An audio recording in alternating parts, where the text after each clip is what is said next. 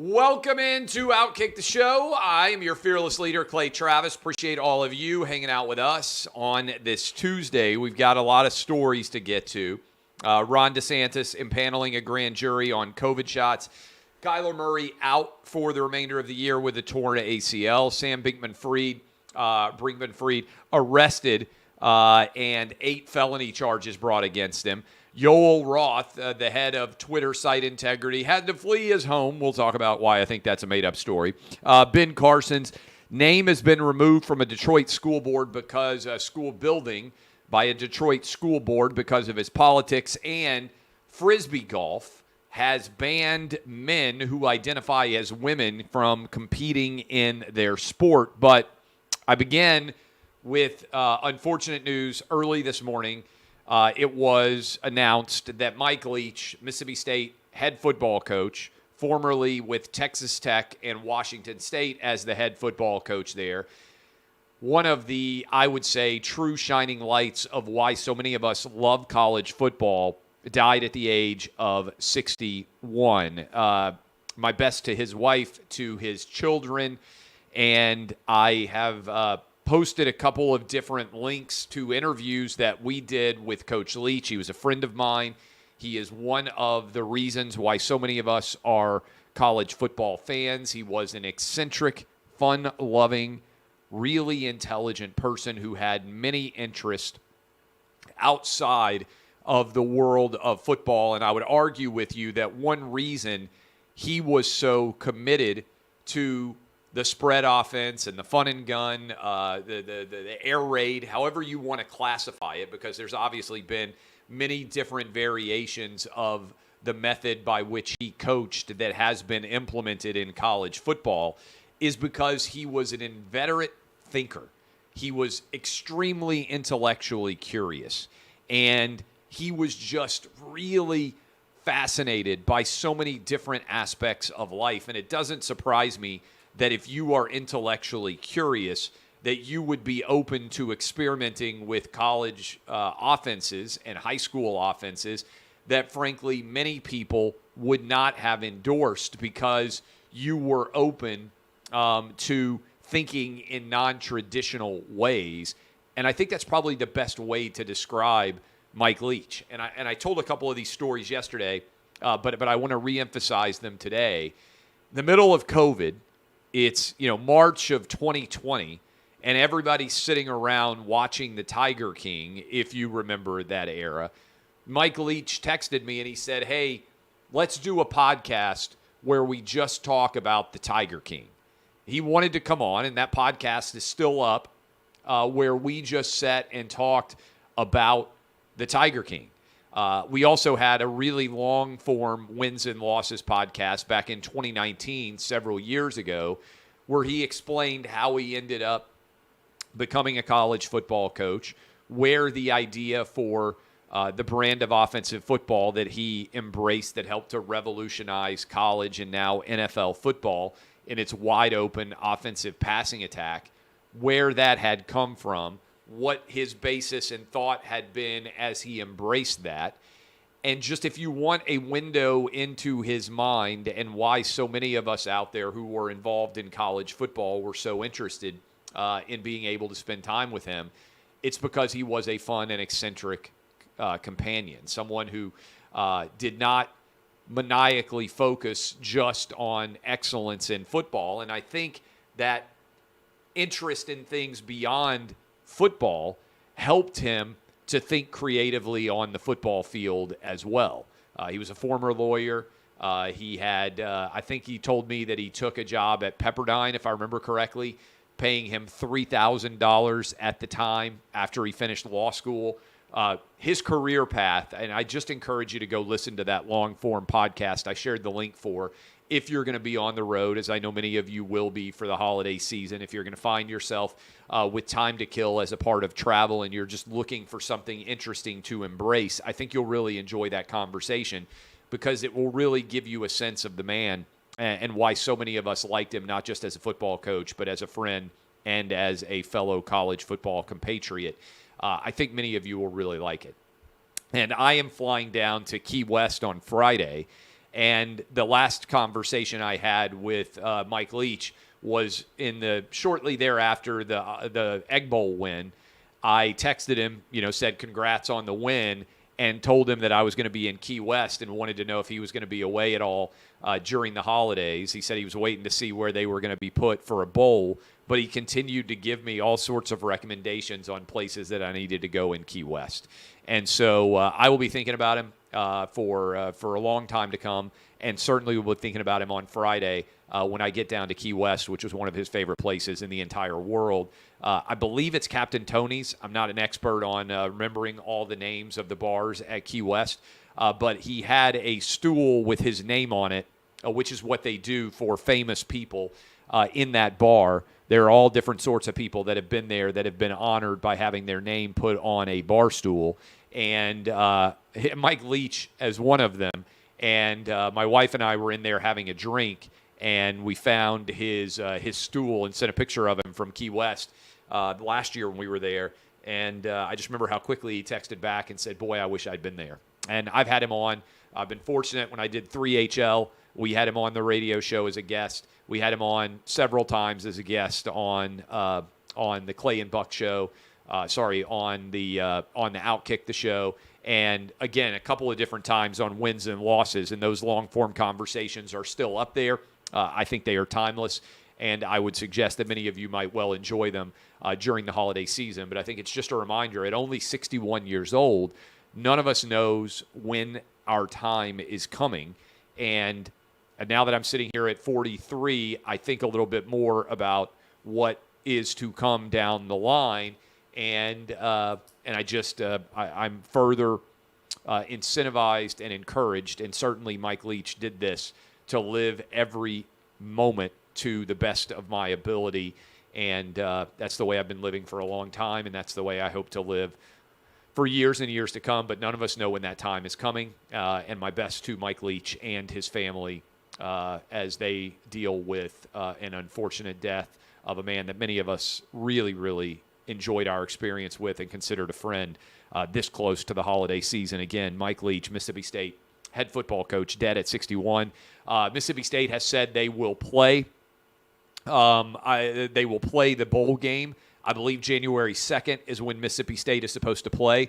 I think that's what Mike Leach would have wanted, is for his team to have played in that bowl game. I would be surprised if that were not the case based on knowing him. And I've seen a couple of suggestions online. I'm not sure who started them, so I don't want to. It's not trying to slight anybody by refusing or not giving them credit here. But in order to be introduced or inducted, I guess I should say, into the College Football Hall of Fame, you have to have won 60% of your games. Mike Leach won 59.6% of his games. I would round that up to 60%. I think certainly given his impact and his coaching tree and where he coached, Mike Leach is a College Football Hall of Famer, given that winning record that he had at Texas Tech, at Washington State, and then also at Mississippi State. I think certainly he deserves to be a College Football Hall of Famer, and I would encourage them to round up on that 59.6% and make it 60%, and definitely put him in the College Football Hall of Fame. I also saw a suggestion. I think Brett McMurphy may have been the first one to say this, but that Mississippi State, a lot of times when people who are important to a program die, they affix a label of some sort or a recognition, as you well know and remember, on the uniform. His suggestion was that Mississippi State should put a pirate insignia on their helmets for the college football bowl game. I love that idea. I think this is a really good idea. I would endorse that perspective and that suggestion. I think that Mike Leach would certainly appreciate that as someone who spent a large part of his life fascinated by pirates and what their legacy was. I think that he would think that that was a very cool thing to do. So I would encourage Mississippi State. I believe that was Brett McMurphy's idea, now that I think about it, whether it was him originally or not. Again, not trying to slight anybody, but I love that idea. I think it makes an awful lot of sense. All right. That is my remembrances of Mike Leach now that he has passed at the age of 61. Want to tell you about a lot of other stories that are going on. Ron DeSantis has impaneled a grand jury, or more accurately, he is going to ask the Florida Supreme Court to impanel a grand jury to investigate fraud on the COVID shots. Thank you. Thank you to Ron DeSantis. I've been making this argument for months that some Republican state needs to do this because we know our Department of Justice is not going to do it. We know the Biden administration is not going to do it. Look, this is clear fraud, okay? The COVID shots were mandated by our federal government. They are for-profit. Moderna and Pfizer made tens of billions of dollars in profit off of the COVID shots, and they were sold to us on a fraudulent basis. We were initially told that if you got the COVID shot, you would neither get nor spread COVID. That is a lie. You can continue to get and spread COVID even if you get the COVID shots. In fact, the new data, as we continue to catch up, is showing us that the majority of people dying with COVID now have had the COVID shot.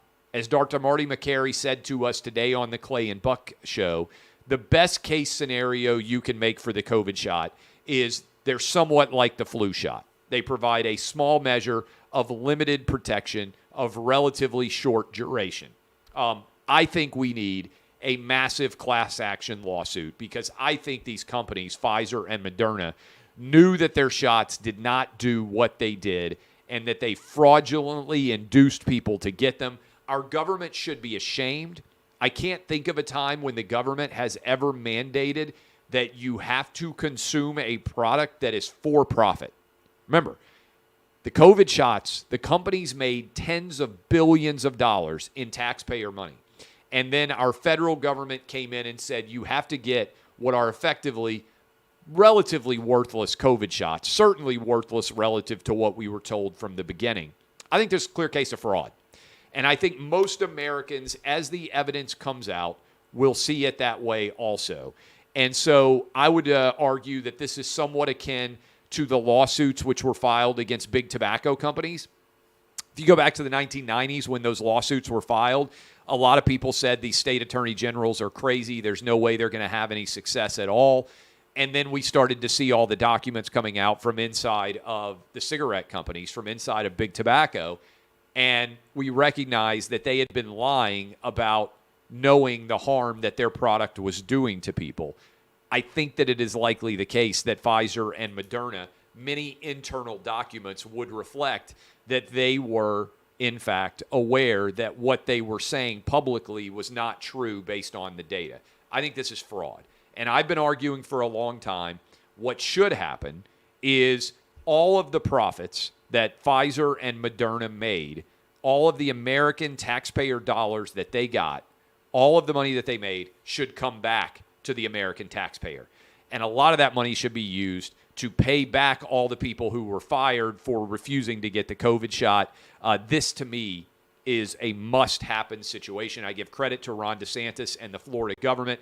I think that other state governments should join Florida. We need a class action lawsuit being brought by multiple state attorney generals alleging fraud violations on a state level. I want these Moderna and Pfizer executives under oath.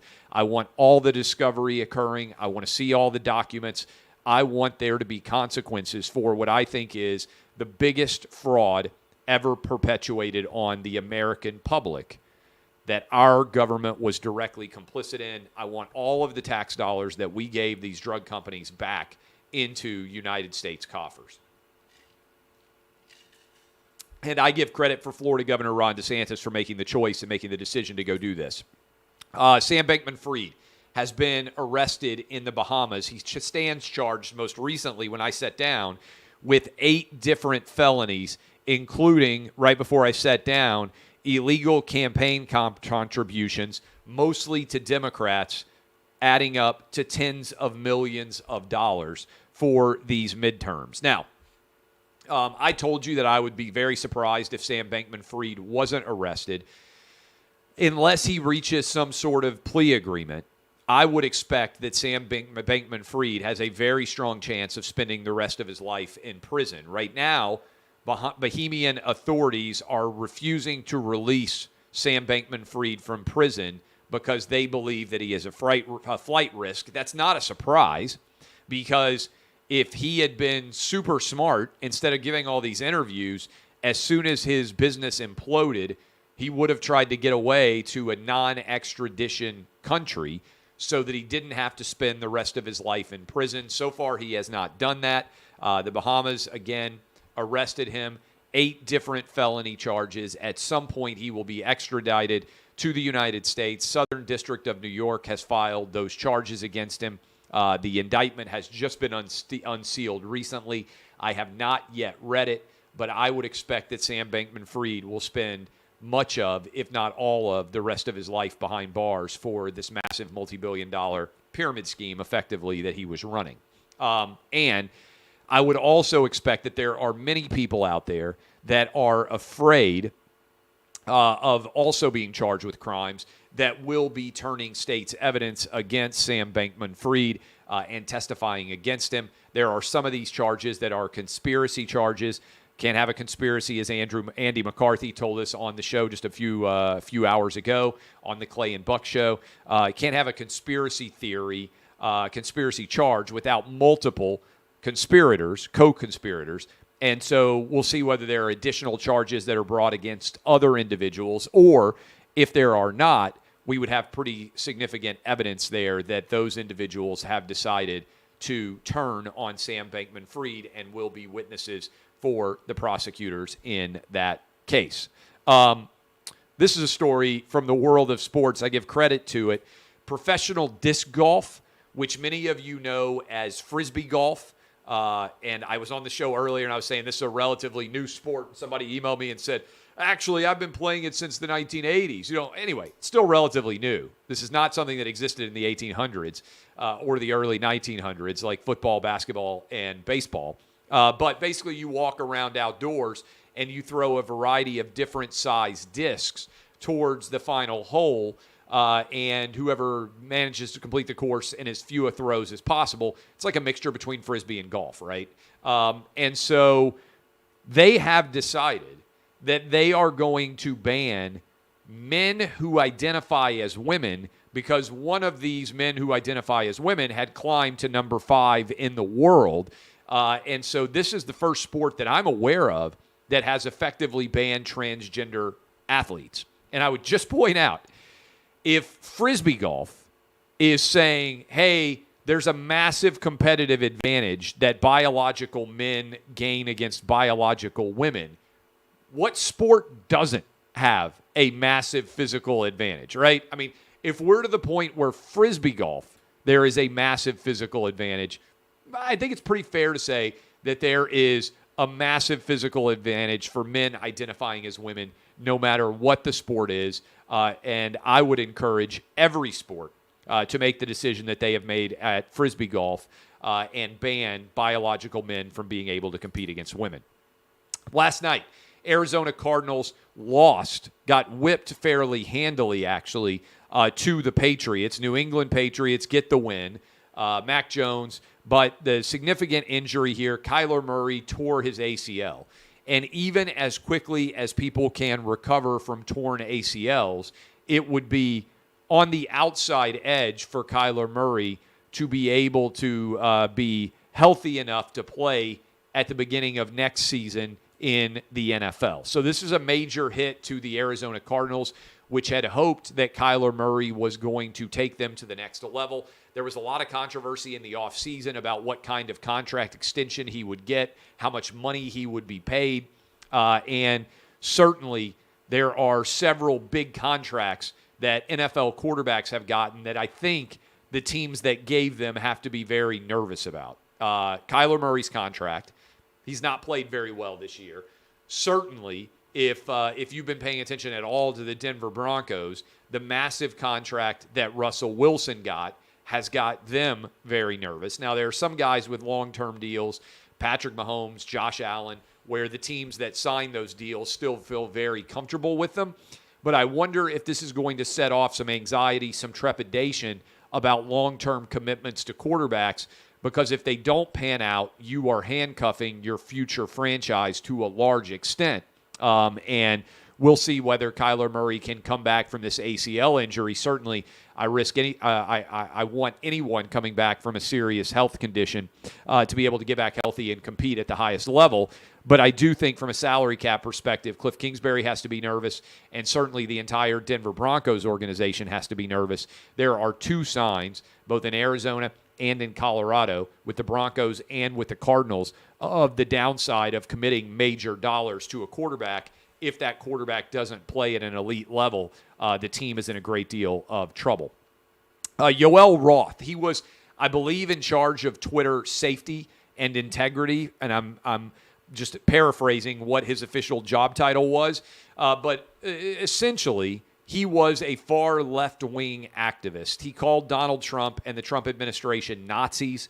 It's not a surprise that he would then cheerlead the banning of Donald Trump and the attempted banning of several conservative and right-leaning accounts on Twitter. He now is being outed as a part of the Twitter files as someone who may have committed crimes, frankly, before all is said and done, and certainly was an extremely biased left-wing activist working inside of the Twitter bureaucracy. CNN, MSNBC, ABC, CBS, NBC, the Washington Post, the New York Times, all 7 of those media outlets that I just named essentially are not covering the Twitter files and all the revelations that are coming out from internal Twitter documents, literally smoking gun evidence of big tech collusion with governmental entities and or the Biden administration, among others. The censorship decisions, one of the biggest stories of our time. None of those 7 entities, by and large, are even covering this, but they're now covering the fallout to Yoel Roth and the danger that he supposedly fills in San Francisco based on becoming a public figure. And I saw someone tweet this, and I want to echo it because I thought it was so fabulously well said, and I do think it's significant here. If you're a public figure, having your power discussed as a public figure in public is not a violation of the larger context. This is Emma Jo Morris, who worked at the New York Post as a part of their Hunter Biden story, and I thought she said this so well. I don't know who needs to hear this, but reporting on authentic communications of extremely powerful people, as Taibbi and Weiss did, is not victimizing those extremely powerful people. That was really well said, because all of those news entities that I just gave you that are not covering the Twitter files are covering the results of the Twitter files, which is really fascinating. I talked about this last week. They cover Trump's response to the Twitter files, but they won't cover the Twitter files themselves, the underlying news which is being produced inside of these stories. And so covering Yoel Roth and the allegations that somehow his safety is in danger because of what he did in his public life is not the way that this story should be covered, all right? He's not a victim. I'm a public figure. If I say something and people react to it negatively, if I do something and people react to it negatively in the public sphere, that doesn't mean that I'm somehow not able to have things said about me. That's not actually how public policy should work, and it's certainly not how reporting should work. Yoel Roth is a public figure. He had an incredibly important public job. He banned the president of the United States. Why he made the decision to ban the president of the United States in concert with many other Twitter employees in a public-facing job is eminently newsworthy. So acting like he's some kind of victim and that discussing his behavior and his motivations is somehow impermissible is a fundamental failure of journalism.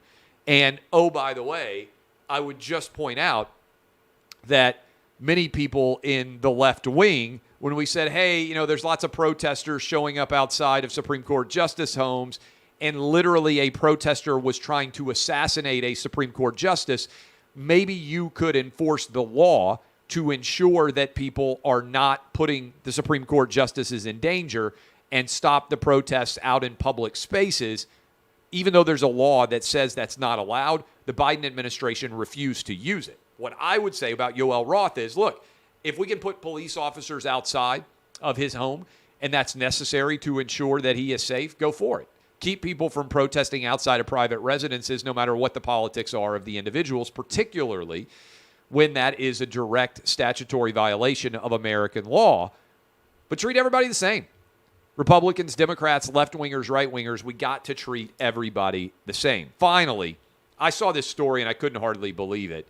Ben Carson, I actually spoke with Ben Carson down in Atlanta recently. And it was great to meet him in person. I think I've had him on the show before. But a Detroit area school board has pulled Ben Carson's name off of a school because of his politics. This is the Detroit School Board. They have voted to change the name of the Benjamin Carson High School of Science and Medicine. And they're doing it because of Dr. Carson's political beliefs and affiliations. Dr. Carson said, cancel culture is alive and well. It's infiltrating. Political correctness, wokeness, cancel culture, this is going to destroy us as a nation if we don't get a grip on it. And his former staff in the Department of Housing and Urban Development said that Carson has impeccable morals, impeccable character. The students who are at that school, certainly he's somebody they can look up to, they can try to emulate. He's a great example of our country. 55 signatures from inside of Housing and Urban Development. Carson continues, we're seeing this wokeness spreading throughout the community to the destruction of our community. How does it do any good for us to demonize people with whom we disagree and to teach that to our children at a time when math scores are down, reading scores are down, academic performance is down? This is shameful. This is ridiculous. Thank you to for your service to the country. And this is crazy that Detroit area public schools would be pulling Ben Carson's name off of a school, not because of any personal failing, but simply because of his political beliefs. I appreciate all of you. DBAP, unless you need to SBAP, I am Clay Travis. I'll be back with you tomorrow. My best wishes to Mike Leach's family one more time as we finish off the show today. This has been OutKick, the show.